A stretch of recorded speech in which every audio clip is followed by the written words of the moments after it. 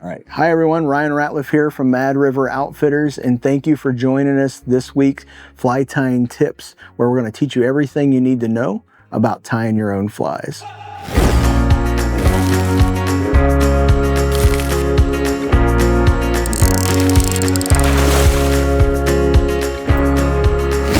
Welcome back to Fly Tying Tips. My name is Ryan Ratliff. Make sure you join us every Wednesday at 3 p.m. Eastern Time when a new video will come out.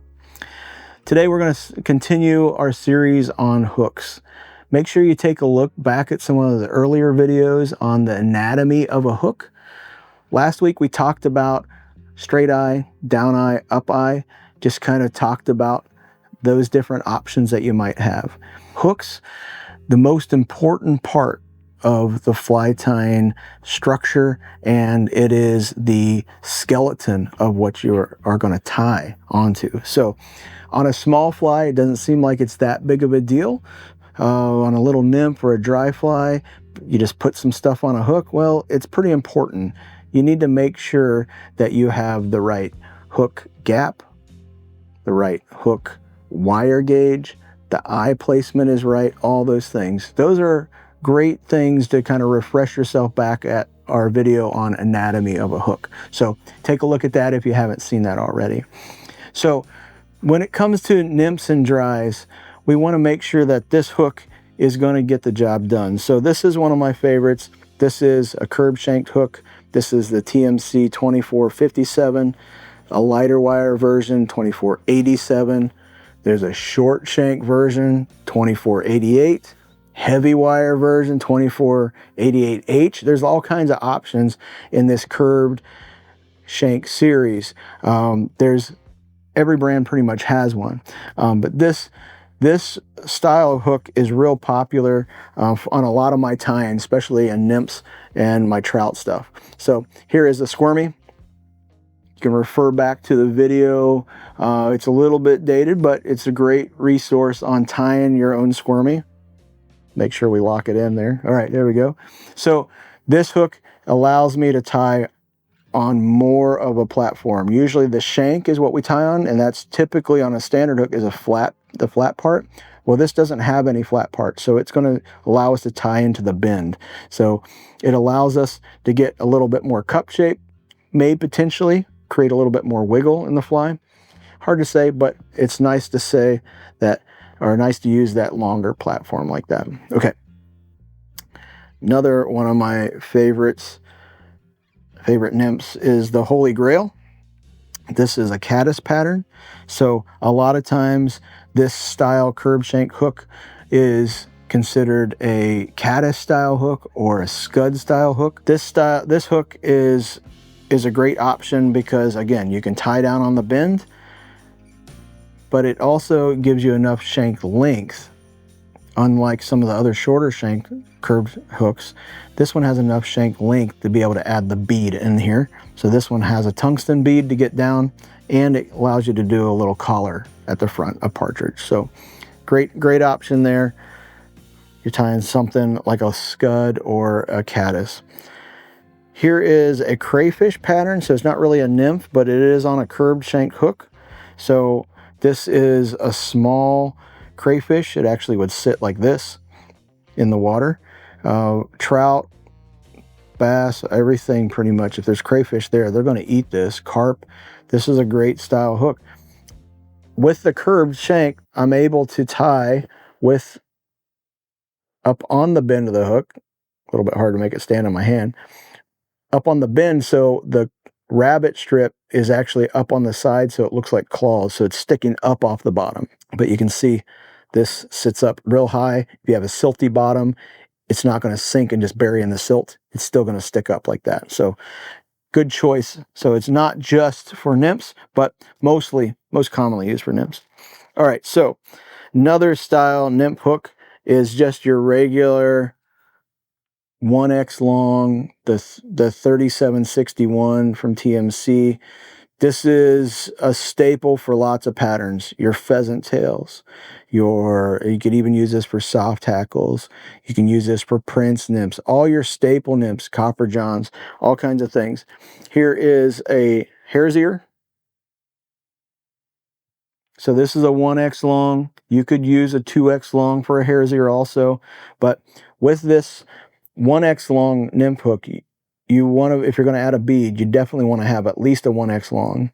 Sometimes on the smaller sizes, if I'm adding a bulky thorax, say I want to make that real bushy, that hare's ear, I might add it a 2X long. But this is a great choice. Straight shank, down eye, heavy wire, because it's going to help it sink. And I might be fishing a little bit bigger fish, especially with this size. This is a size 10. So when it comes to nymph hooks, there are barbless options out there too, and TMC and Umpqua have some great options. A lot of brands, there's lots of great hooks out there. If you prefer a barbed hook, then you can always get the standard ones, but you can crimp the barb if you want to make it barbless, or you can purchase a barbless hook.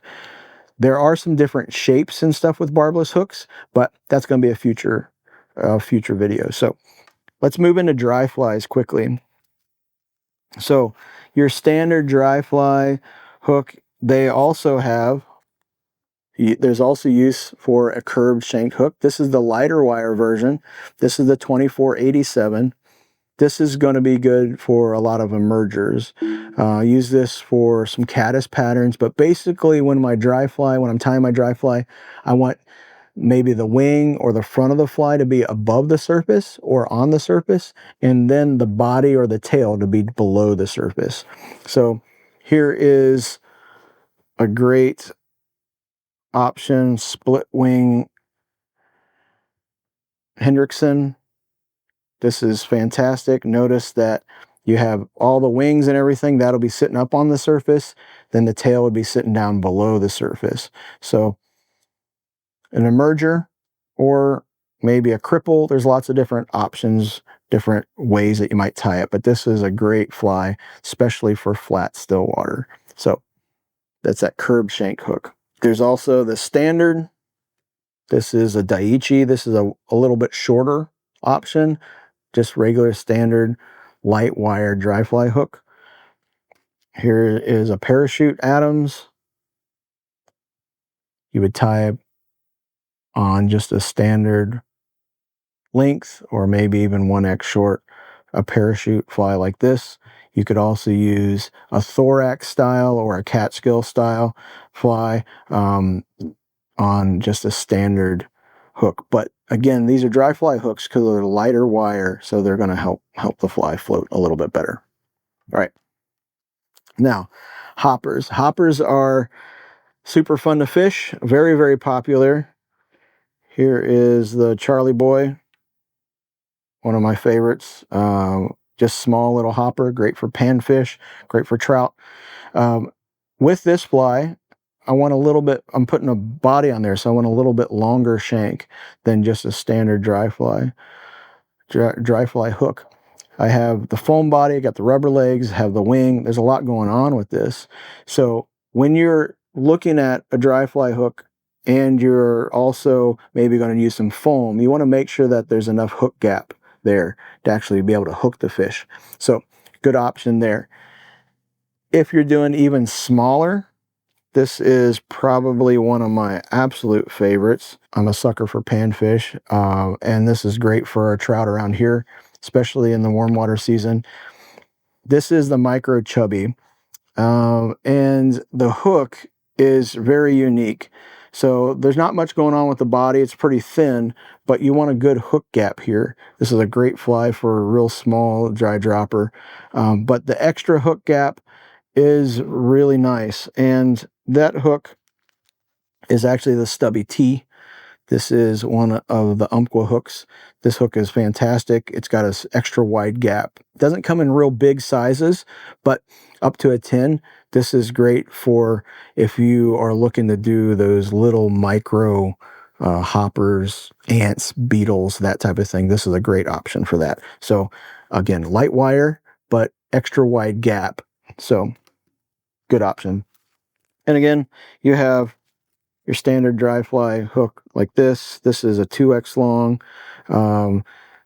This is a straight shank hook, but this is going to be one that I would typically use for a hopper, a little bit longer shank, so I can have more room for the foam and all the other stuff, like on the Charlie Boy.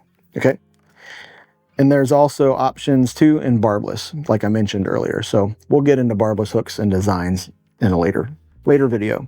So nymphs, dries, make sure you have the right hook shape, design, wire diameter, all that type of stuff. Make sure you have that so the fly actually fishes, hooks the fish, and rides in the water the way you want. So again, there's a lot going on here. This is a really quick overview of just a few different types of hooks. There's many different options out there. So make sure that if you have questions, get on the phone, give us a call. Much easier to answer your questions over the phone than to send a bunch of emails back and forth with questions. But if that's the easiest to do, go ahead and do that too. And when we get a chance, we'll reply to those too. But give us a call. We can answer all these questions. Make sure you hit that subscribe button, like button, all that other stuff that you're supposed to do. I'm not sure, but do it. That's what we're supposed to do. And stay tuned to next time.